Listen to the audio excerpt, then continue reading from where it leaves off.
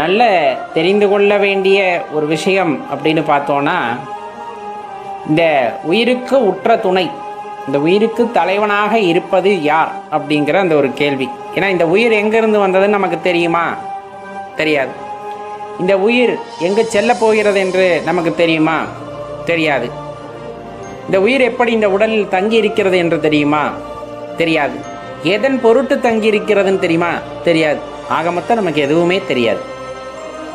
ஆனால் நாம் நினைத்து கொள்கின்றோம் நாம் அனைத்தையும் அறிந்தவர், நாம் தான் உயர்ந்தவர், நாம் தான் இந்த உலகத்திலே தலை சிறந்தவர் அப்படிங்கிற மாதிரி எண்ணங்கள் பலவிதமாக கொண்டு அந்த அகங்காரம் தலைக்கேறி வாழ்க்கையிலே சிறப்பாக இந்த வாழ்க்கை நகருவதாக எண்ணிக்கொள்கின்றோம்.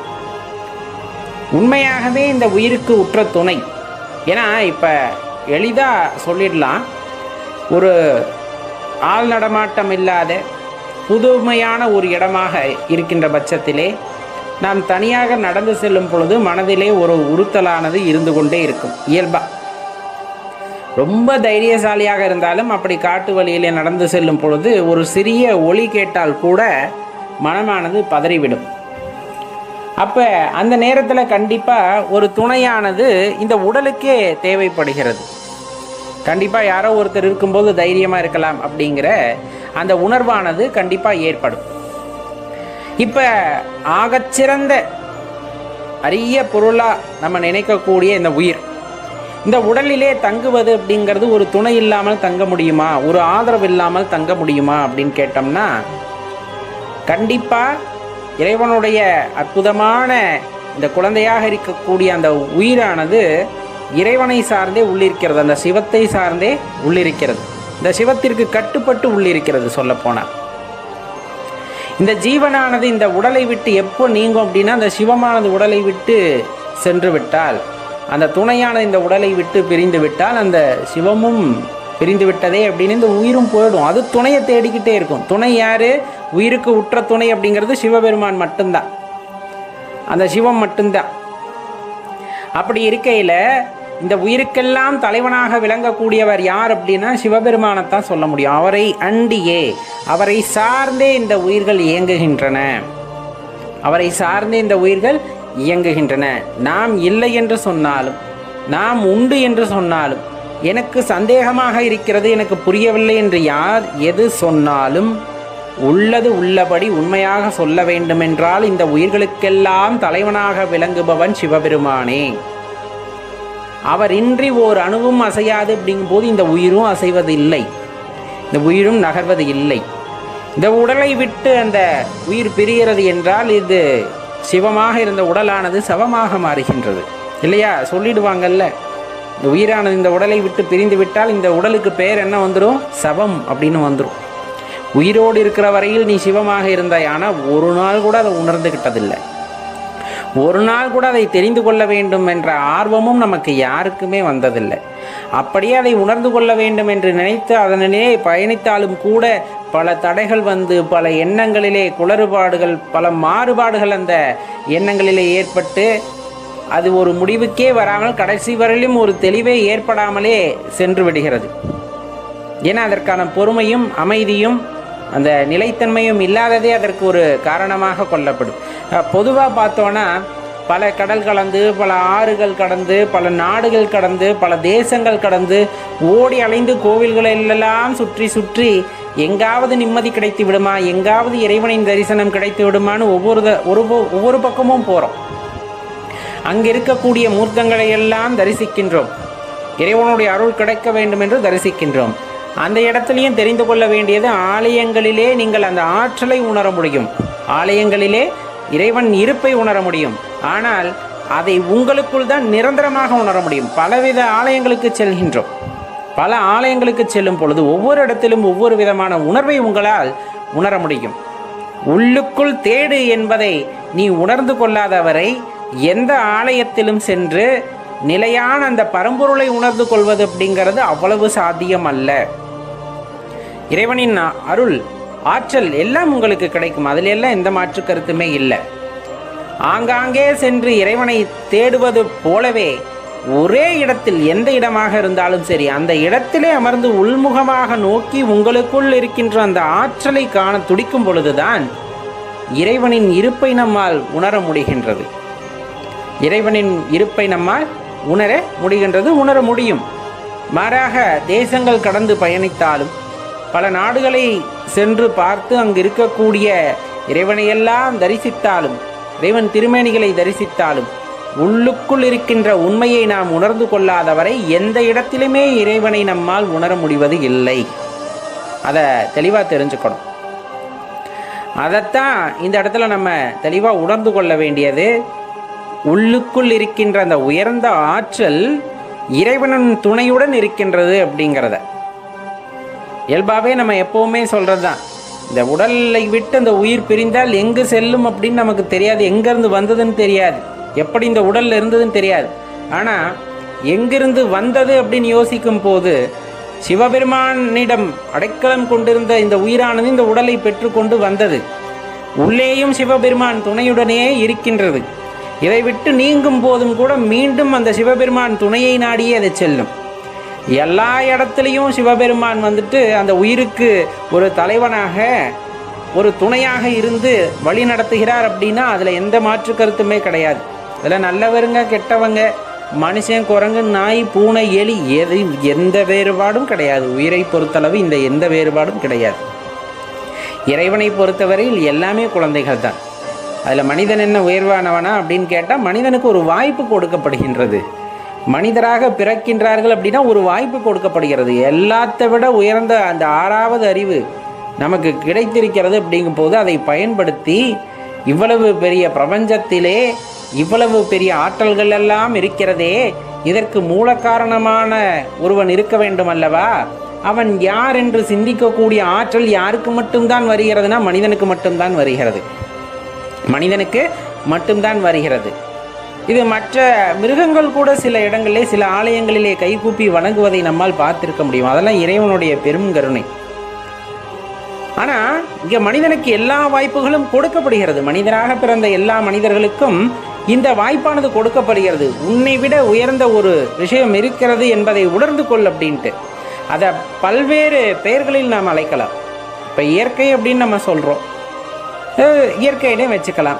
இல்லை, ஒவ்வொரு மார்க்கத்திலும் ஒவ்வொரு இறைவனின் பெயரை நாம் திருநாமமாக சொல்கின்றோம். திருநாமங்கள் தான் வேறே தவிர இறைவன் ஒருவர் தான். திருநாமங்கள் வேறுபடலாம், ஆனால் இறைவன் மாறுவதில்லை. அந்த சிருஷ்டிகர்த்தாகப்பட்டவர் மாறுவதில்லை. அந்த ஓர் இறைவனை நோக்கி நம்முடைய சிந்தையெல்லாம் அங்கே மூழ்கி இருக்கிறது. அப்படிங்கும் போது அதை பற்றி சிந்திக்க ஆரம்பிக்கும் போது அதனிடையே இருக்கின்ற பல உண்மைகளை நாம் உணர்ந்து கொள்ள வேண்டும் என்று எண்ணும் பொழுது இந்த உயிருக்கு உற்ற துணையாக இருக்கின்ற சிவபெருமான் அதற்கு வழிகாட்டுகின்றார். தன்னையே தனக்கு அடையாளப்படுத்திக் கொள்வதற்கு முனைகின்றார். அந்த இடத்துல ரொம்ப முக்கியமான விஷயம் அதுதான். இப்போ ஒரு கறிக்கொட்டை இருக்குது இல்லையா, அடுப்பு கறி அப்படின்னு நம்ம சொல்லுவோம். அந்த அடுப்பு கறி சாதாரணமாக பார்த்திங்கன்னா ஒரு ஒன்றுக்குமே உதவாத மாதிரி தான் கிடக்கும். அதில் அந்த சூடு இருக்காது, தகத்தகப்பு இருக்காது. ஆனால் அது அந்த துணையாக இருக்கின்ற சிவத்தை போல அந்த நெருப்பிடம் செல்லும் பொழுது, இப்போ உயிர் சிவத்தோடு துணையோடு தான் இருக்கிறது. இருந்தாலும் அதுடன் இணக்கம் காட்டாமல் அப்படியே கொஞ்சம் இன்னும் உணர்ந்துக்காமல் தள்ளியே இருக்குதுங்கும் போது இந்த உடலில் நீடித்திருக்கிறது, இல்லை என்றெல்லாம் சொல்லவில்லை. ஆனால் ரொம்ப தெளிவாக தெரிந்து கொள்ள வேண்டிய விஷயம், உள்ளிருக்கின்ற அந்த இறைவனை அது நோக்கும் பொழுது, அதனுடன் கலக்க முற்படும் பொழுது என்ன ஆகுனா, இந்த அடுப்பு கரியானது நெருப்பிலே போய் அடைவது போல அதை அடையும் போது இந்த அடுப்பு கரியானது அதுவும் நெருப்பாக மாறும். அடுப்பு கரியானது அதுவும் நெருப்பாக மாறும் அல்லவா? அதை நீங்கள் போட்டுட்டு ஊதிக்கிட்டே இருக்கிறீங்க, திரும்ப அதை ஊதுறீங்க, அப்படிங்கும் போது அதுவே நெருப்பாக மாறிடும். அப்போ இந்த உள்ளிருக்கின்ற இறையாற்றல் இருக்கிறது அல்லவா, அதனுடன் இந்த உயிரானது உற்று நோக்கி உள்ளே இருப்பது யார் அப்படிங்கிறத உற்று நோக்கி அதனுடன் கலக்க முற்படும் பொழுது நீங்கள் செய்கின்ற தியானத்தின் பலனாக, மந்திர ஜபத்தின் பலனாக இறைவனை அடையாளம் கண்டு கொள்ளும் பொழுது அந்த இடத்திலே இந்த உயிரானது அந்த இறைவனுடன் இரண்டர கலக்கிறது. இங்கே எப்படி கரிக்கொட்டையானது மீண்டும் தகதகப்புடன் கூடிய நெருப்பாக மாறியதோ, அதே போலவே உள்ளிருக்கின்ற அந்த உயிரானது இறைவனுடன் இரண்டர கலக்கின்ற நிலைக்கு அது உண்டாகும். ஆனால் அதெல்லாம் அவ்வளோ எளிதாக நடந்து விடுமா அப்படின்னா, உணர்தல் அப்படிங்கிற ஒரு விஷயம் மட்டுமே நம்ம அந்த நிலைக்கு எடுத்து செல்லுமே தவிர வார்த்தைகளால் பேசுவதாலோ காதால் கேட்பதாலோ அது நடக்கப் போவது இல்லை. யார் ஒருவர் உண்மையாகவே அன்பின் ரூபமாக மாறுகிறாரோ அப்போ உள்ளத்தில் குடிகொண்டிருக்கின்ற அந்த இறைவனை தரிசிக்க முடியும். இல்லைன்னா சொல்ல முடியாது. கண்டிப்பாக அந்த அன்பு வயப்பட்ட நிலை அப்படிங்கிறதும் சாதாரண விஷயம் அல்ல. இந்த மானுட பிறவியிலே எல்லா பொருட்களையும் தனக்கு உரியுது அப்படின்னு நினைக்கும் போது இந்த அன்பு அப்படிங்கிறத விட்டு நம்ம வெகு தொலைவில் கடந்து நிற்கின்றோம். பொதுவானது அப்படின்னு நினைக்கின்ற எண்ணம் அவ்வளவு எளிதாக வந்துவிடுமா அப்படின்னா அவ்வளவு எளிதாக வருவது இல்லை. அப்படி வருகின்ற பட்சத்திலே எல்லாத்துக்கும் உடமையானது அப்படின்ற எண்ணமானது வருகின்ற பட்சத்திலே நம்மை நாம் உணரும் போது நம்முள்ளே இருக்கின்ற அந்த இறையாற்றலை உணரும் பொழுது அதனுடன் இரண்டரை கலந்து விடும் பொழுது அப்போ தான் நமக்கு தெரிய வருகிறது, இந்த சிருஷ்டிகர்த்தா, படைப்பின் நாயகன், அனைவருக்கும் தலைவனாக விளங்கக்கூடிய இறைவன் உற்ற துணையாக இருந்து இந்த உயிரை வழிநடத்தி செல்கின்றார் அப்படிங்கிறத. அவர் உற்ற துணையாக இருந்து இந்த உயிரை வழிநடத்தி செல்லாமல் இருந்தால், துணையாக இல்லாமல் விலகிவிட்டாலே இந்த உயிரும் சேர்ந்து சென்று விடுகிறது, அவ்வளவுதான். அப்போ வாழ்வதற்கும் சரி, இந்த உடலிலே இந்த உயிரானது நீடித்திருப்பதற்கும் சரி, அந்த உலக இயக்கங்களுக்கு, பிரபஞ்ச இயக்கங்களுக்கெல்லாம் தலைவனாக இறைவனின் அருள், அந்த துணையானது நமக்கு வேண்டும் அப்படிங்கிறத தெளிவாக தெரிந்து கொள்ள வேண்டும். அது இருக்கிறது, ஆனால் நாம் உணர்ந்து கொள்ள வேண்டும். அவருடைய துணையானது நமக்கு இருக்கிறது. அவர் துணை நம்மை விட்டு எப்பொழுதுமே நீங்குவதில்லை, அவர் நம்முடனே இருக்கின்றார். ஆனால் நம்ம அதை உணர்ந்துக்கிறது இல்லை. உணர்ந்துக்கிற பட்சத்தில் அது ஒரு உயர்ந்த நிலையை நமக்கு அடைய வழிகாட்டும் அப்படிங்கிறத தெளிவாக தெரிஞ்சுக்கணும். அங்கங்கெல்லாம் போய் தேட வேண்டாம். ஆரம்ப காலகட்டத்தில் இறைவனை பற்றி புரிந்து கொள்வதற்கு ஆலயங்கள் கண்டிப்பாக கை கொடுக்கும். இல்லை என்றெல்லாம் சொல்லக்கூடிய ஒரு ஆற்றலை, நம்மை மீறிய ஆற்றல் இருக்கிறது என்று உணர்ந்து கொள்வதற்கு ஆலயங்கள் கை கொடுக்கும், ஆலயங்கள் வழிகாட்டும். நமது சித்தர்களும் ஞானியர்களும் மன்னர்களும் அதை அமைத்தார்கள் என்றால் ஏனோ தானோ என்றெல்லாம் அமைக்கவில்லை. ஏதேனும் ஒரு புருஷருக்கு இது உதவக்கூடுமே, ஒரு உயரிய நிலையை அடைவதற்கு அது வழிகாட்டுமே அப்படிங்கிறதுக்காகத்தான் அதை அமைத்தார்கள். அதனை இன்று தனக்குள் இருக்கின்ற இறைவனை காண வேண்டும் அல்லவா? அதனால்தான் ஆலயங்களவே மனித உடலை போலவே அமைத்தார்கள். ஆகமங்கள் அப்படின்னு சொல்லக்கூடிய வகையில் அதை அமைத்து மனித உடலை போலவே அந்த ஆலயங்களை எல்லாம் அமைத்தார்கள். அந்த மனித உடலுக்குள்ளே, அந்த அமைப்பான ஆலயங்களுக்குள்ளே சென்று நாம் இறைவனை தரிசிப்பது போல உன்னுள்ளே இருக்கின்ற இறைவனையும் தரிசிக்க வேண்டும் என்பதுதான் விதி. அதைத்தான் நம்ம தெளிவாக புரிஞ்சுக்கணும். இப்போ இந்த ஆலய கட்டுமானத்தை எடுத்து பாருங்கள், அதை உடலோடு பொருத்தி பார்த்தீங்கன்னா ரொம்ப எளிதாக தெரிந்து கொள்ளலாம். சிவாலயங்கள் எல்லாமே மனித உடலின் அமைப்பிலேயே இருக்கக்கூடியதாக கூறப்படும். அப்போ அந்த மனித உடலுக்குள்ளே நாம் சென்று அந்த ஒரு இருதயமான அந்த இடத்திலே இருக்கக்கூடிய இறைவனை நாம் காண்கின்றோம் அப்படிங்கிறத நம்மளுக்கு புற அமைப்பில் காட்டிட்டாங்க. நம்ம இன்னும் என்ன நினச்சிக்கிட்டு இருக்கோம், இந்த புற அமைப்பிலேயே நம்ம சுற்றிட்டு இருக்கோம். அதோட தாற்பயம் ஆலயம் அப்படிங்கிறதே மனித உடலின் அமைப்பில் தான் அப்படின்னு சொல்லிட்டாங்க. அப்போ உள்ளம் பெருங்கோவில், ஊனுடம்பு ஆலயம். அப்போ பெருங்கோவில் அப்படிங்கிறது உள்ளம் தான். அப்போ உள்ளத்தில் தான் நீ போய் தேடணும். இந்த ஊனுடம்பு ஆலய வடிவத்தில் இருக்கு. நீ உள்ளே இருக்கக்கூடிய இறைவனை தேட வேண்டும். அதை தேடி உணர்ந்து கொள்வதற்கு வாய்ப்புகள் இருக்கின்றது. தெள்ளத் தெளிந்தாருக்கு ஜீவன் சிவலிங்கம்.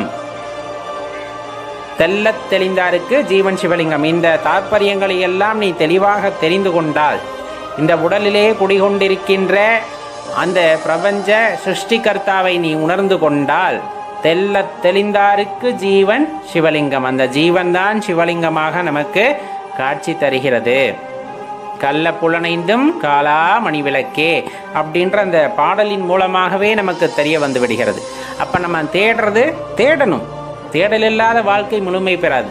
இப்போ எதையுமே தேடாமல் அமைதியாகவே உட்கார்ந்துக்கிட்டு இருந்தால் நமக்கு எதுவும் கிடைக்காது. அதனால தான் சில பேர் புறத்தேடலை முதலில் ஆரம்பித்து விடுகிறார்கள். எந்த ஆலயத்தில் நமக்கு ஒரு அந்த ஆற்றலை உணரக்கூடிய வாய்ப்பு கிடைக்கிறது அப்படின்னு தேசமாக பயணித்து, நாடாக பயணித்து தேடுகிறார்கள். ஆனால் அவர்களுக்கும் அந்த வாய்ப்பானது அங்கு கிடைக்கின்றது. ஏன்னா மனதானது எதிர்பார்க்கிறது அல்லவா? எனக்கு இந்த மாதிரி ஒரு அனுபவம் இருந்தால் நல்லா இருக்குமே அப்படின்னு நீங்கள் நினைத்துக்கிட்டு ஆலயமாக சுற்றும் போதும் கூட இறைவன் அதற்கும் வாய்ப்பை நல்குகிறார். ஆனால் அதனினும் இனிமை அப்படிங்கிறது, நீங்கள் எப்படி தேசம் தேசமாக சுற்றினீர்களோ அதே போல் ஒரே இடத்தில் அமர்ந்து உங்களுக்குள் உங்களை உற்று நோக்கும் பொழுது, உங்களுக்குள் பல அப்படியே சுற்றிக்கிட்டே இருக்கும் போது, எந்த இடத்தில் அப்படின்னு நம்ம தேடிக்கிட்டே இருக்கும் போது, பயிற்சியின் மூலமாக நமக்கு அந்த வாய்ப்பானது கிடைக்கிறது. இறைவனை பார்க்கக்கூடிய, அறியக்கூடிய வாய்ப்பானது கிடைக்கிறது அப்படின்னா அது ஆகப்பெரும் இறைவனுடைய கருணையாகத்தான் இருக்க முடியும். அந்த கருணையை வாய்க்க பெற்றவர்கள் மிகச்சிறந்த பாக்கியவான்களாக இருப்பார்கள். மிகச்சிறந்த பாக்கியவான்களாக இருப்பார்கள் அப்படிங்கிறத தெளிவாக தெரிஞ்சுக்கணும் நண்பர்களே.